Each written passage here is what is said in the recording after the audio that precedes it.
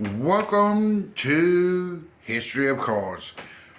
Today we are finally finishing up part four of the Silverado gens, which I did mention last week when we were doing the finishing up series of trucks.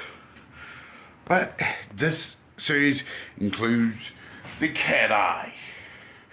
Yes, that was the nickname for him. But it was actually, the official name was a Silverado. Yes, I've got a HD up here, but they look similar. But the HD, this is a 2500 HD for exact. They had a 1500 HD, and then they had their regular Silverados of these same years. And we also, in this generation, we also got the replacement of the S10, which is the Colorado with the Cat Eye front end, as you see.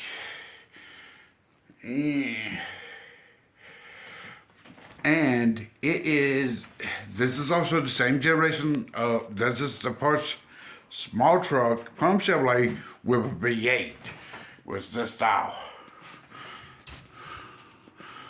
So that was starting of the option of the V8s in the small truck series, to bring them to a medium duty truck.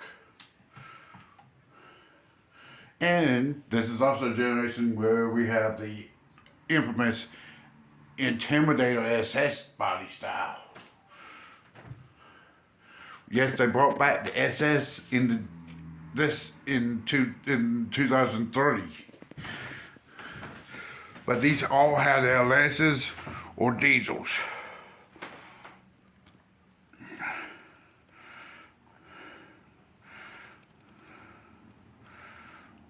And the diesels were the Duramax lineup. And they were mostly known to be in the HDs, except for the 1500 HD. It didn't really have a Duramax. It had the biggest 454 style motor, size 454 cubic inch LS, which is the LSX motor in those. And this actually had that same option. Most of them were 5-speed straight drives, and all the diesels had 6-speed Allison transmissions at this time. They were bigger, badder, more square-bodied again, also. But the Silverado, those started in 2003, but this bike style started in 1998. It was when they discontinued having Silverado as an option package to now being the main name, because everybody started calling the OBS or the CK 1500, 2500, those bike styles, Silverados. So Chevrolet took that inspiration and put it actually as the main name. That's something most people don't understand. And they also discontinued the S10 Blazer in 2004, when they discontinued the S10. Because you know we talked about the S10 before in previous things.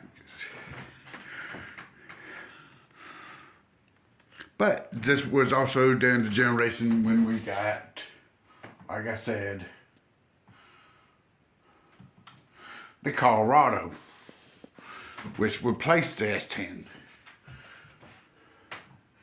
And then in 01, we also picked up a new truck that looked like the new truck / SUV called the Avalanche, which is right there. They had the same packages of 15, 25, and 3500. Only difference is the 3500 never came with it only came with a gas motor. And almost all of these, 95% were automatics. You had to order your manual straight drives in most of these trucks if you wanted a straight drive, which was still a 5-speed. They kept that bias out until like 2008, 2009. That's when they went to the next generation Silverado. The LS, the same things they had in the first gen Silverados, they went in, continued it on in the second gen with the new front fascia, the new bumper, color match bumpers, starting to look more like what you see, a little bit more what you see today. There goes another good looking one. There goes this Avalanche that went the same way during that time. Then 2015, they went to, and there goes your 2015 Colorado, the next generation for North America, which they kept like that until 2023, which if you look at it online, you'll see what it looks like now. Just like the Silverado, they kept, that's the third generation.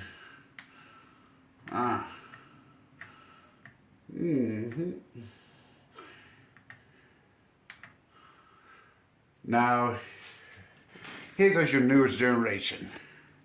That's the dually. Give me a second.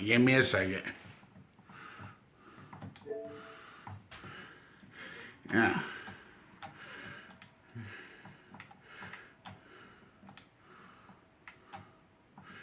That's the that's the next generation, which we're on 4th generation now of the Colorado. We're on 3rd generation of it. There goes the 4th generation Silverado.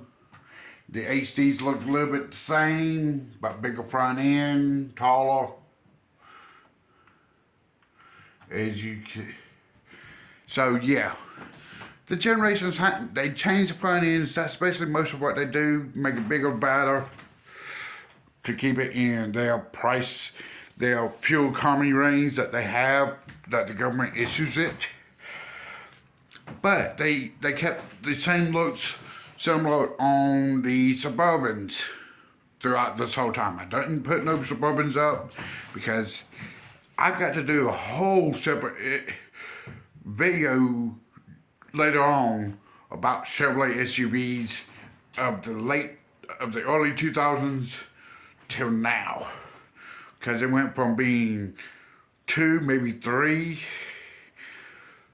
to 5 and 6. And I'll have to explain where those body styles come from, where some of them are actually originally produced, and how they have crossovers to other brands during that video. So, this one I know is kind of short, kind of quick, but you're going to love next week. Next week, I'm going to start on a European brand that is actually famous for not using turn signals. That will give you a clue. But I'm going to be talking about one of my favorite series of cars from that brand that's been around longer than I've been alive. So yes, that will give you another clue to the brand. And they have a local plant about an hour away from where I live they actually have it producing one of the cars I will talk about when I talk about them. So I'll see you later. And come back and join the next.